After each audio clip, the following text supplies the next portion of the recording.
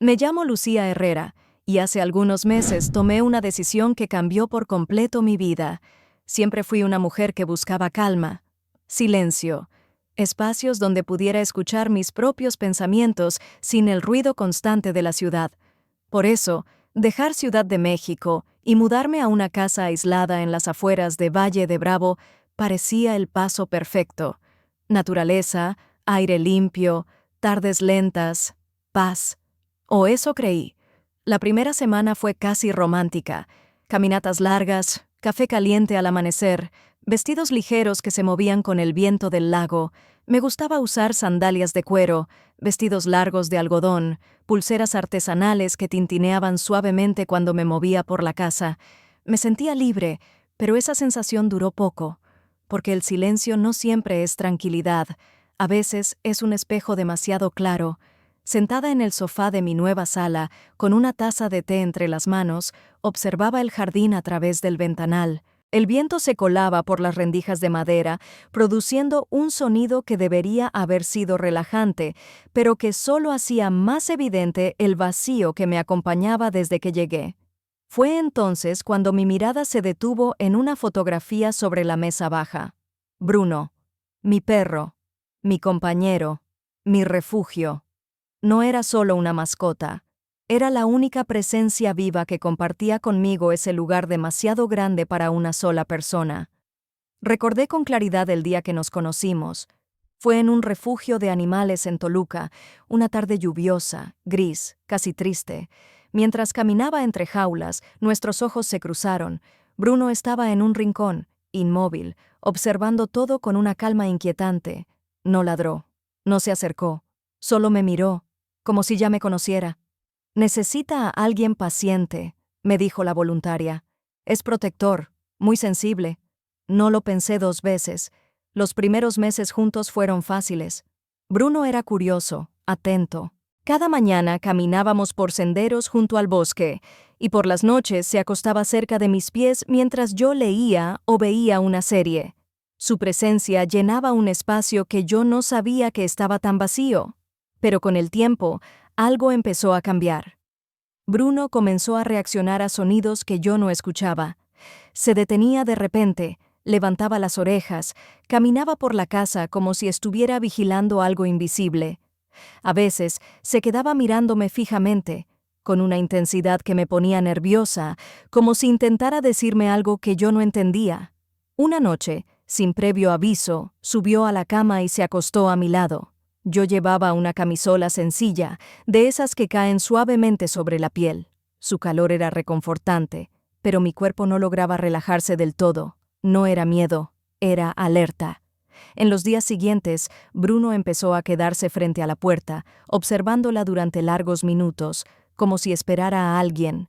En el parque, tiraba de la correa con fuerza, olfateando todo con urgencia, hasta que ocurrió algo que no pude ignorar. Durante una caminata, Bruno se detuvo en seco. Frente a nosotros había un hombre apoyado en una camioneta. Antes de que pudiera reaccionar, Bruno tiró de la correa y corrió hacia él, moviendo la cola con entusiasmo. El hombre sonrió y lo acarició con naturalidad. «Es grande, pero noble», dijo. Me disculpé, incómoda, pero el nudo en el estómago no desapareció. Esa noche, Bruno no se separó de mí. Se sentó junto a la puerta.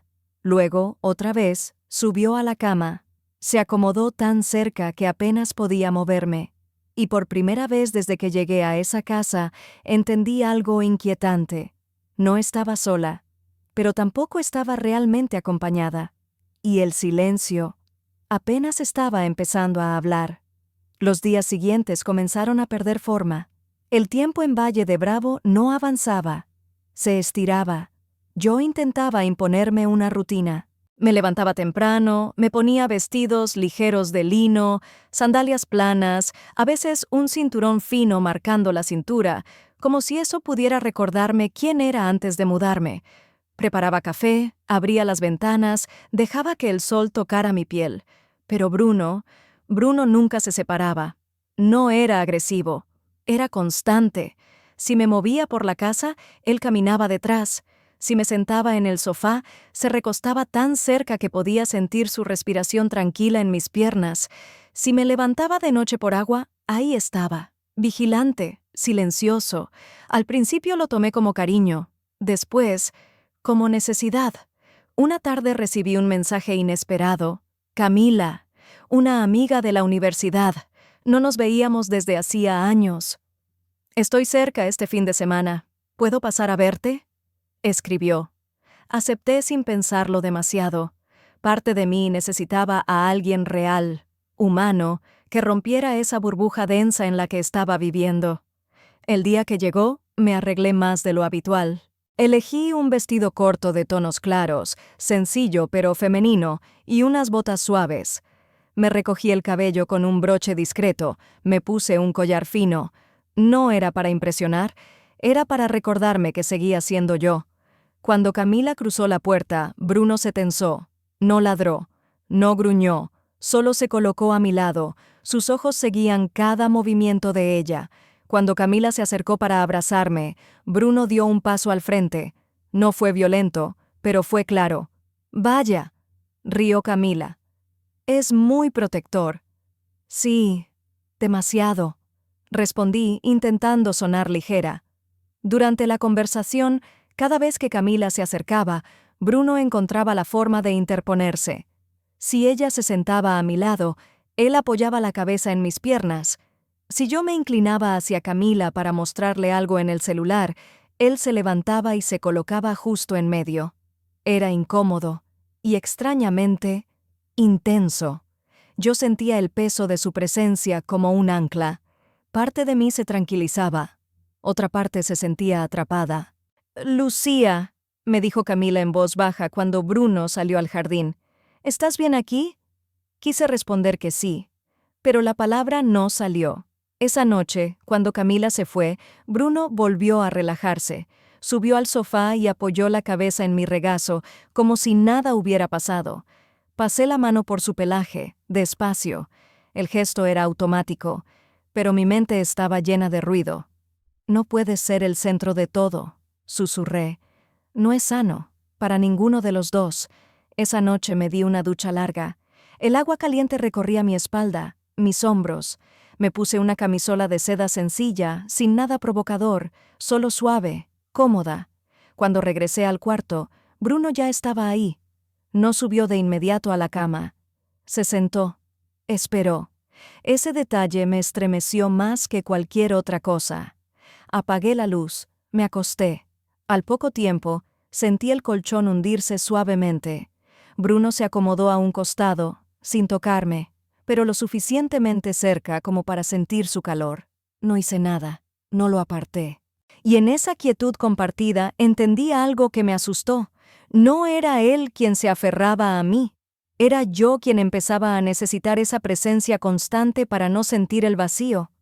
Esa noche casi no dormí, porque por primera vez pensé que el problema no era Bruno, sino lo que yo estaba permitiendo que reemplazara en mi vida, y aún así, no estaba lista para soltarlo. Después de la visita de Camila, algo dentro de mí se desordenó. No fue un miedo claro, ni una alarma concreta. Fue una sensación persistente, como si el aire de la casa se hubiera vuelto más denso. Intenté recuperar el control. Me obligué a salir más. Cambié los horarios de paseo. Tomé caminos distintos alrededor del lago, usé vestidos más estructurados, sandalias con una pequeña cuña, pendientes discretos que me devolvían una sensación de normalidad. Quería sentirme dueña de mi cuerpo, de mis decisiones, de mi espacio. Pero Bruno seguía ahí, siempre atento, siempre cerca. Si me sentaba a escribir, él se recostaba junto a la silla. Si hablaba por teléfono, se colocaba frente a mí, observando mis gestos.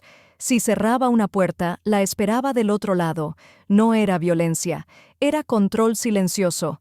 Una noche, después de un episodio particularmente intenso, Bruno no dejaba de caminar por la casa, olfateando cada rincón. Tomé una decisión. Llamé a Mateo, un adiestrador recomendado por un vecino del pueblo.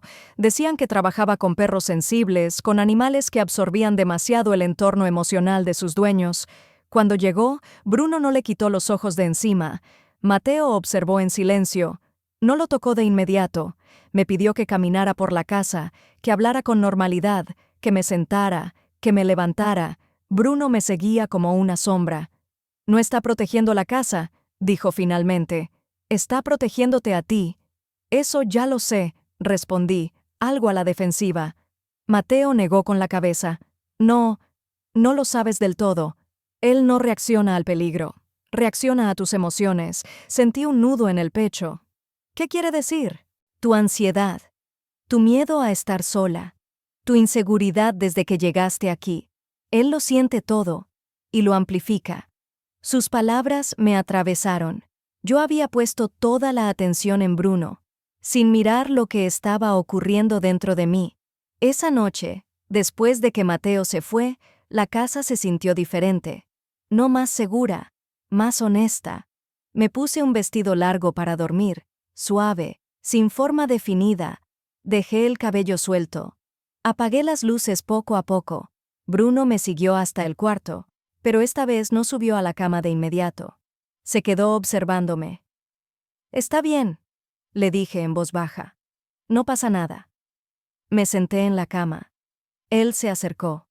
Apoyó la cabeza en mis piernas. Sentí su peso, su respiración calmándose poco a poco. Cerré los ojos. Por primera vez, no sentí alivio inmediato. Sentí responsabilidad, porque entendí algo incómodo. Mi soledad había encontrado una forma de esconderse detrás de su lealtad. Esa noche dormimos tranquilos, sin sobresaltos, sin vigilancia constante. Y al despertar ocurrió algo pequeño, pero poderoso. Bruno no estaba en la cama, lo encontré en la sala, acostado en su propio espacio, relajado, sin tensión. Cuando me vio, movió la cola, tranquilo, sin urgencia, sin ansiedad. Sonreí, una sonrisa lenta, casi incrédula. «Vamos a aprender juntos», susurré, pero de verdad. Sin darme cuenta, ese fue el primer paso para romper el ciclo. Lo que no sabía era que el equilibrio recién comenzaba y que algo, muy pronto, iba a poner a prueba todo lo que estaba intentando cambiar. Durante algunas semanas, la calma regresó. No fue perfecta, pero fue real. Bruno empezó a respetar más los espacios. Dormía en su cama, se quedaba en la sala cuando yo cerraba la puerta del cuarto. Ya no reaccionaba a cada sonido como si fuera una amenaza. Yo, por mi parte, comencé a reconstruirme poco a poco. Volví a arreglarme por gusto, no por costumbre. Usaba vestidos suaves que marcaban la cintura sin exagerar, sandalias delicadas, un perfume ligero que solo yo percibía. Me miraba al espejo sin prisa. Caminaba por el pueblo, saludaba a la gente, tomaba café en una terraza pequeña frente al lago. Sentía que estaba recuperando algo que había dejado atrás. Hasta que una tarde, el pasado regresó sin pedir permiso. Estaba acomodando unas cajas en el estudio cuando escuché un ruido en el jardín. Bruno se levantó de inmediato. No ladró. Se quedó inmóvil, con el cuerpo rígido, los ojos fijos hacia la ventana. El mismo gesto, el mismo que había visto meses atrás. Cuando miré afuera, lo vi. Era el hombre de la camioneta, el mismo del parque. Estaba parado junto a la reja, como si dudara en tocar el timbre. El corazón me dio un salto. No había razón lógica para sentir miedo, pero mi cuerpo reaccionó antes que mi mente. Bruno se colocó delante de mí, sin tocarme, sin ruido, solo presente. Salí al jardín con cuidado. El hombre sonrió, levantando las manos en señal de calma. «Perdón si la asusto», dijo. «Vivo a unas casas de aquí. Su perro se escapó hace unos días y me ayudó a devolverlo. No lo recordaba, o tal vez no quería recordarlo. Hablamos unos minutos. Su nombre era Álvaro. Voz tranquila, mirada firme, demasiado firme. Bruno no se movió en toda la conversación. Cuando Álvaro se fue, sentí un cansancio profundo, como si algo dentro de mí se hubiera tensado demasiado rápido. Esa noche, intenté relajarme. Me puse una bata ligera, me senté en el sofá con una copa de vino. Bruno se acercó despacio, apoyó la cabeza en mis piernas. Era un gesto conocido, casi automático. Pero algo había cambiado. Ya no sentía refugio, sentía dependencia. No, dije en voz baja, retirando la mano. Aquí no. Bruno se quedó quieto. Me miró. No entendía, pero aceptó. Más tarde, al ir a dormir, no subió a la cama. Se quedó en su lugar.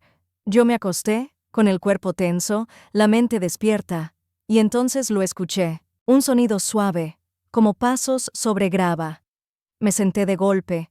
Bruno ya estaba de pie, alerta, mirando hacia la puerta. El silencio se volvió espeso.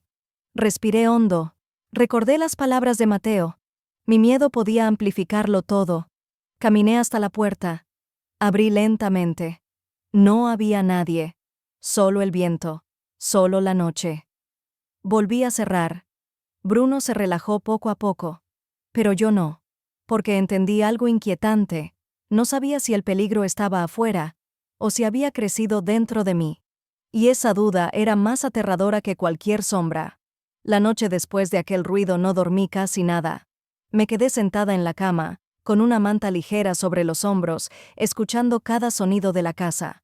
Bruno estaba en su cama, tranquilo, respirando con regularidad. Esa imagen tan simple me golpeó con fuerza. Por primera vez en mucho tiempo, él estaba en calma. Y yo no. Al amanecer, el cielo sobre Valle de Bravo tenía un color gris azulado. Me puse un vestido sencillo de algodón, zapatillas bajas, recogí el cabello sin cuidado. Me miré al espejo y vi algo distinto. No miedo, no ansiedad, sino cansancio. Cansancio de huir, cansancio de llenar silencios con presencias. Decidí salir, caminar, respirar. Bruno me acompañó, pero sin tirar de la correa, sin vigilar cada sombra. Caminamos hasta el borde del bosque. El aire olía a tierra húmeda. Me senté en una roca y él se acomodó a mi lado, sin invadir, sin reclamar. «Te quiero», le dije. «Pero no puedo hacerte cargar con todo lo que no resuelvo». No sé si me entendió, pero yo sí.